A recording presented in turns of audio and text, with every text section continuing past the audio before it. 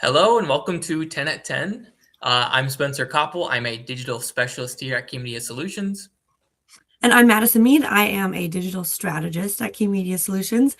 And today we are going to talk to you, of course, about Instagram. The reason we're talking about Instagram today is because we've been doing a lot of SEO research on ourselves. If you're on a marketing team, every time you start to do like a lot of new work for clients, you kind of forget to do it internally. So we're finally doing some of that internal research, and we found out a lot of people have questions about Instagram. So we are talking about Instagram today. Yeah. We probably can jump right into it. I think we've got enough time for people to kind of join. And so if you have any questions or any kind of follow-up questions after this, feel free to leave them in the comments. It can even be after this is posted, and we'll answer it once we see it. So Totally. cool. So we kind of got a lot, so we'll just jump in. Like Spencer said, yeah, questions encouraged. The biggest thing that I want to touch on with Instagram ads is a lot of people that are new to it don't know the difference between boosting posts or running ads. And if you really want the most, truthfully, if you boosting is good if you want to reach more, like your posts aren't getting out a lot. But that's kind of telling the algorithm you're going to pay for reach. But if you go into Ads Manager, like Meta Ads Manager, and you're running across Facebook and Instagram, you really have you can have the maximum control, and you still can do it with smaller budgets, but it gives you a really big reach, and you can also kind of control some of those results. Instagram does have about 3 billion active users a month, is their latest, 2 months ago was their latest number. So that is a lot of user potential. Yeah, that's a lot. 3 billion a month is almost hard to fathom, I think. Cool. But yeah, in there you can build out smart campaigns with audiences. And then I think my most important point about going into Ads Manager is doing retargeting. If you're doing any type of paid advertising, especially in paid social, it's really important to layer in some smart retargeting to retarget people that looked at your ad but didn't click, or people that clicked on your ad but didn't convert, etc. There's a lot of really powerful capabilities as far as that goes in Meta's advertising. Yeah, for sure. Yeah, so kind of going off of that, Instagram ads, are they effective? Yes. As Madison said, there's a lot of people on Instagram, and it is super strongly effective and visual. I think that's the biggest thing, the biggest takeaway with Instagram is a very tangible platform. There's a lot of brand discovery going on and a lot of lifestyle marketing. So there is because of how many people are using it, and because of how visual it is, it really puts your brand on the forefront. And we'll kind of get into it a little bit later, but your ads on Meta or Instagram, any of those kind of places, they really blend in with the organic, normal, natural content. So it really can be a strong place for you to leverage your brand to not only be an ad, but potentially kind of, fill in that niche where it's like, oh, cool, this is a really cool ad, and people might not even know it's an ad. The nice thing is with ads now too, you can have shares, reactions, comments, etc. on posts, and it kind of gives a little bit more of that community element as well. And I've noticed a lot more people are commenting on ads and engaging them than I think they used to before. Yeah, I totally agree. Sweet. So let's talk about creative. We've got kind of a list of best practices, creative, and then we'll end on a case study of what happened when we switched from organic social to paid social for a client. So stick around for that if you want to hear some of the numbers behind it. But creative, just a few points here. We don't do a ton of creative design in our agency, but we do have a few clients that we do it for that we can I mostly want to speak out of experience from, beyond just like what you can Google and find as far as creative goes. A big thing that we've found is you always want to have dynamic creative. So within an ad and ads manager, you want to make sure you're hitting each size opportunity. So you have a 1x1 square, a 9:16 or 9:16 aspect ratio, like vertical piece, and then horizontal as well if you're running on Facebook. Remember why people are on the app. People are there because they want to break from the noise of life. They don't want to be sold to. They want to be either informed or entertained. They want to find out new things around them, new opportunities. So either have really fun, engaging content from people in your team, user-generated content, or if you don't have all of those resources, just a quick graphic that tells people in a few seconds what they're getting from your offer. And then within that, of course, having active calls to action as well. Of course, shop now, click now, pre-qualify now, and those kind of things. Yeah.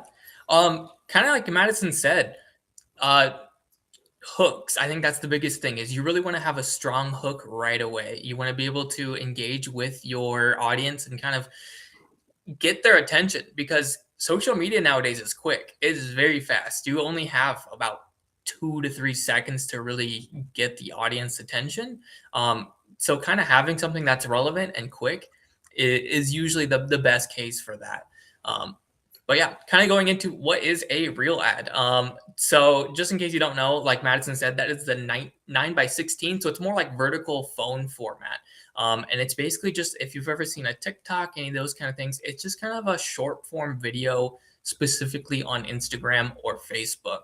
And kind of like I said, the first 2 to 3 seconds, they're really critical on getting people to engage with your content. And kind of trying to blend that organic content with that paid promotion is really the strongest thing with real ads currently. So Yeah, and I think something that I've kind of been shocked by in the last couple of years as well, especially since paid social has become so much more like dynamic and customizable, that Meta has really become more of like a lower funnel tactic. Whereas if you're running paid search, I guess paid search is a little lower too, but if you're doing that's like lower. programmatic, yeah, or traditional advertising, those are a little bit more awareness driven, sometimes a little more top of funnel.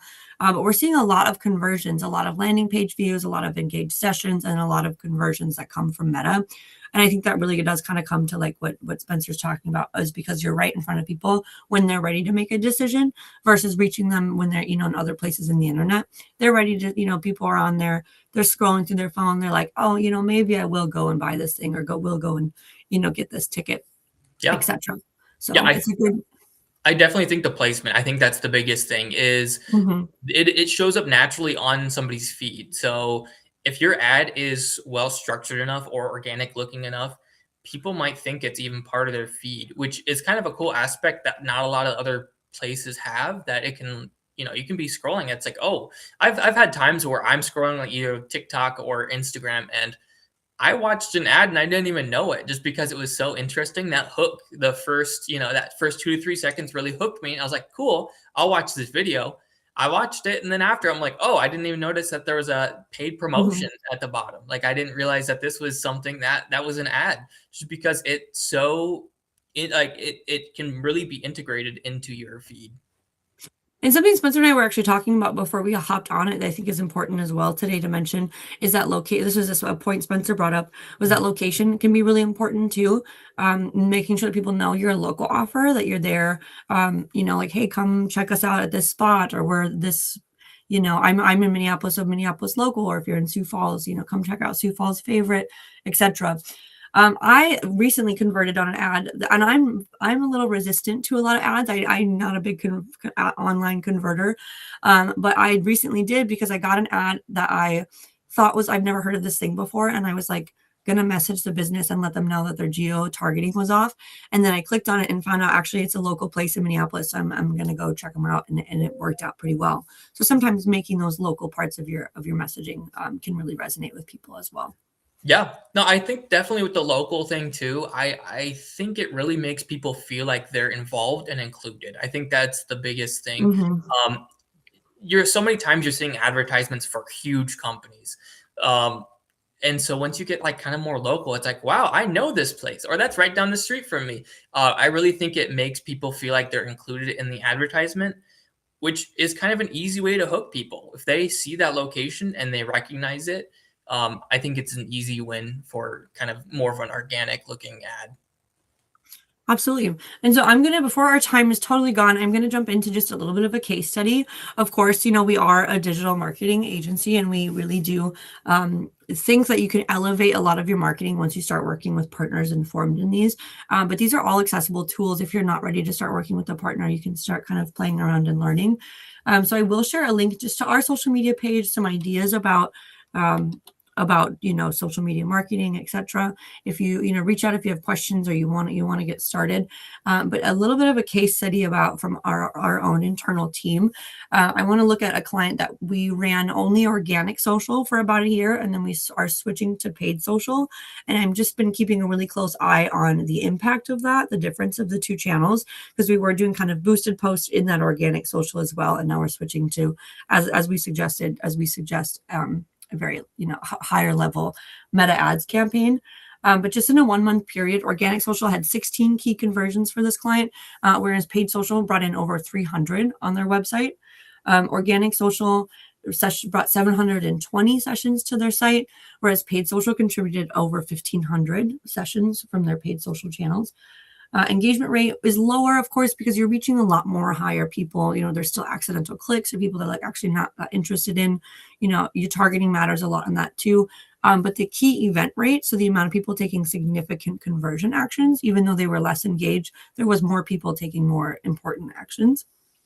And then organic social brought in 775 of those key events, whereas paid social brought in a little bit over 1,500. So almost all of those sessions did contribute a key event conversion on their website, which was pretty cool. So that's kind of a lot of info, but just to let you know that paid social really does bring another level of effect to your marketing.